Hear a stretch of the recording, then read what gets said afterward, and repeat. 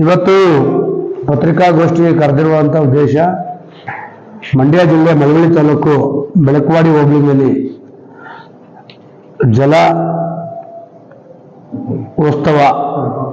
ಜಲಪಾತೋತ್ಸವ ಮಾಡ್ತಿರುವಂಥ ಸಂದರ್ಭ 14ನೇ ತಾರೀಕು ಕಾರ್ಯಕ್ರಮ ಸರ್ಕಾರಿ ಕಾರ್ಯಕ್ರಮವನ್ನು ಹಮ್ಮಿಕೊಂಡಿರುವಂಥ ಒಂದು ಸಂದರ್ಭ. ನಮಗೂ ತುಂಬ ಸಂತೋಷ. ಏನು ಹಿಂದೆ ರಾಜ ಮಹಾರಾಜರು ದಸರಾ ವಿಜಯದಶಮಿ ಆಯುಧ ಪೂಜೆ ಮಾಡ್ಕೊಂಡ್ರೆ ಅದೇ ರೀತಿಯಾಗಿ ಪಾಪ ಇವರು ಮಾಡ್ತವ್ರೆ.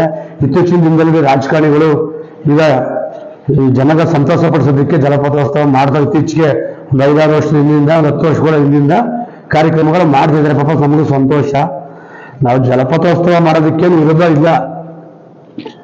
ಆದರೆ ನಮ್ಮ ಮಂಡ್ಯ ಜಿಲ್ಲೆಯ ಕಾವೇರಿ ಭಾಗದ ಕೊನೆಯ ಭಾಗದ ರೈತರಿಗೆ ನೀರನ್ನು ಕೊಡಿಸಿ ಜಲಪಾತೋತ್ಸವವನ್ನು ಮಾಡಬೇಕು.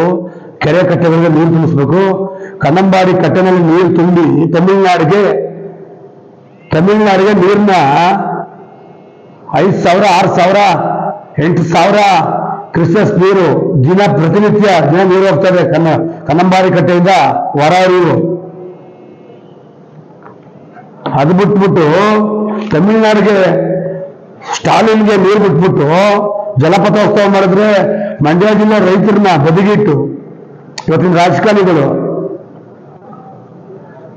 ರೈತರಿಗೆ ನೀರು ಬಿಡದೆ ಯಾವುದೋ ದ್ವೇಷದ ರಾಜಕೀಯ ದ್ವೇಷ ಮಾಡ್ಕೊಂಡು ಜಲಪಾತೋತ್ಸವ ಮಾಡಿ ನಾವು ಜಲಪಾತೋತ್ಸವ ಮಾಡಿದೆ ಅಂತ ಅರ್ಥ ಏನು? ರೈತರನ್ನ ಮಖದಲ್ಲಿ ದುಃಖ ತಂದು ಅವ್ರ ಕುಟುಂಬಗಳಿಗೆ ಈಗಾಗಲೇ ಮಳೆ ಅತಿವೃಷ್ಟಿ ಅನಾವೃಷ್ಟಿಯಾಗಿ ಮಳೆ ಇಲ್ಲದ ಒಂದು ಕಾಲ, ಅಂತ ಒಂದು ಸಂದರ್ಭದಲ್ಲಿ ರೈತರು ಕಣ್ಣೊರೆಸುತ್ತೆ. ಇವರು ಜಲಪಾತೋತ್ಸವ ಮಾಡ್ತಿರೋದು ಸಂತೋಷ. ಆದ್ರೆ ಮಳವಳ್ಳಿ ಭಾಗದ ರೈತರಿಗೆ ನೀರು ಕುಡಿಕಾಗದೆ ಕೆರೆ ಕಟ್ಟೆಗಳಿಗೆ ನೀವು ತಮಿಳುನಾಡಿಗೆ ನೀರು ಬಿಟ್ಟು ಜಲಪಾತೋತ್ಸವ ಮಾಡ್ತಿರಲ್ಲ, ಎಷ್ಟು ಸರಿ ಎಷ್ಟು ತಪ್ಪು. ನೀವೇನಾರು ಕೂಡಲೇ ನೀವು ಜಲಪಾತೋತ್ಸವ ಮಾಡಿ, ನಾವು ವಿರೋಧ ಇಲ್ಲ.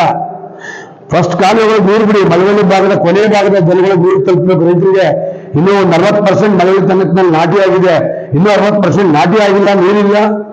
ಹಾಗೆ ಹಾಕೋದಕ್ಕೆ ನೀರಿಲ್ಲ. ನೀವು ಜಲಪಾತೋತ್ಸವ ಮಾಡಿ 2 ಕೋಟಿ ಸ್ಯಾಂಕ್ಷನ್ ಮಾಡ್ಕೊಂಡು ಇವತ್ತು ಜಲಪಾತೋತ್ಸವ ಮಾಡ್ತಿರಲ್ಲ.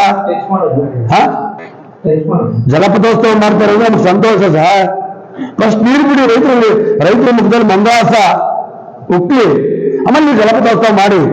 ನೀವೇನಾದ್ರು ಮಾಡಿದ್ರೆ, ನೀವು ಜಲಪಾತೋತ್ಸವ ಮಾಡ್ತೀವಿ ಅಂತಂದ್ರೆ ಕರ್ನಾಟಕ ರಾಜ್ಯ ರೈತ ಸಂಘ ರೈತ ಬಳಗದ ವತಿಯಿಂದ 500 ಜನ ರೈತರು ಜಲಪಾತೋತ್ಸವದ ಕಪ್ಪು ಬಟ್ಟೆ ಎಣ್ಣೆ ಪ್ರದರ್ಶನವನ್ನ ನಾವು ಮಾಡಬೇಕು ಅಂತೇಳಿ ಮಾಡೇ ತೀರ್ತೀವಿ ಅಂತ ಇವತ್ತು ಪತ್ರಿಕಾಗೋಷ್ಠಿಯನ್ನು ಹಮ್ಮಿಕೊಂಡಿದ್ದೀವಿ.